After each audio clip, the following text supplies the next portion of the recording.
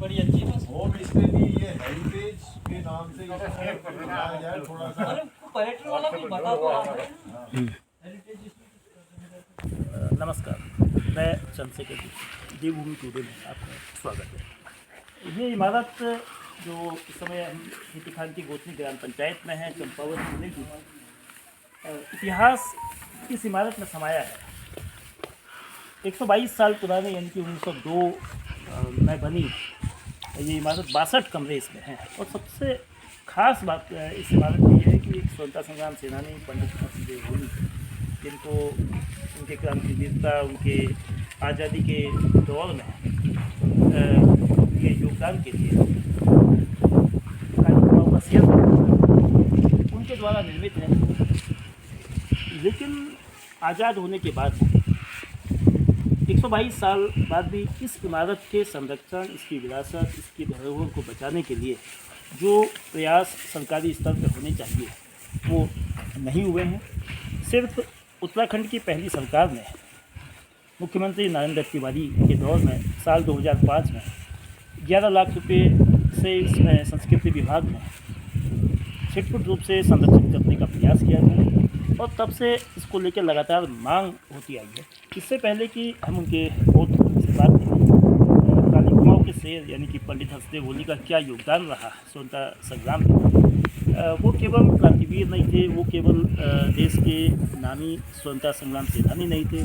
उनका ताल्लुक देश के पहले प्रधानमंत्री पंडित जवाहरलाल नेहरू से लेकर गोविंद वल्लभ पंत से तो रहा ही। इस क्षेत्र में जहाँ आधा किलोमीटर दूर जगोली की धर्मशाला है, वहाँ देश के दूसरे प्रधानमंत्री रहे लाल बहादुर शास्त्री रुके थे। और इसके अलावा क्रांतिकारी मदन मोहन उपाध्याय से लेकर पंडित बद्रीनाथ पांडे, हरगोविंद पंत जैसे अनेक लोग यहाँ अंग्रेज़ों से देश को आज़ाद करने के लिए किस तरह की स्ट्रेटजी बनाई जाए उन सब का कार्य करते थे। लेकिन हंसदेव होली क्रांति के साथ वो एक संपादक भी रहे थे। मायावती आश्रम से एक प्रबुद्ध भारत पत्रिका का संपादन किया था और मोतीलाल नेहरू के द्वारा जो अखबार इंडिपेंडेंट निकाला गया था उसका भी वो कुछ समय संपादक रहे। यानी कि देश को आज़ादी के साथ उनकी बौद्धिकता दोनों क्षेत्र पर उन्होंने काम किया। आज उनकी विरासत, उनकी धरोहर जिसको एक हेरिटेज के रूप में डेवलप होना था, लेकिन वह सहयोग, प्रशासनिक उदासीनता की उसकी वजह से संकट में पड़ी है।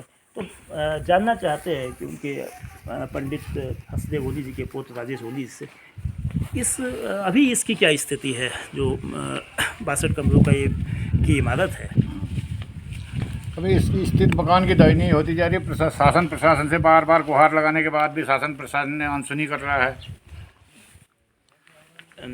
तो इसमें संस्कृति विभाग, पर्यटन विभाग से कोई मांग? संस्कृति विभाग से इसमें डिमांड दे रखी है हमने, पर अभी तक तो कुछ हुआ नहीं उसमें। अब आगे के बारे में वो सोचेंगे, कह देते रखेंगे, इसको प्रस्तावित करेंगे।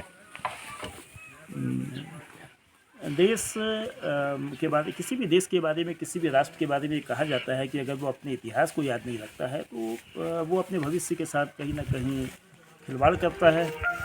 उम्मीद की जानी चाहिए कि मौजूदा सरकार, जिला प्रशासन, संस्कृति, पर्यटन विभाग इतिहास की पुरानी यादों को, भविष्य की पीढ़ी को एक संदेश के रूप में याद करने के लिए सजोएगा और इसको बनाकर वह भविष्य की पीढ़ी को किस योगदान बताएगा कि किस तरह से आज़ादी का संग्राम उन योद्धाओं ने लड़ा, अभावों के बीच, संसाधनों की कमी के बीच।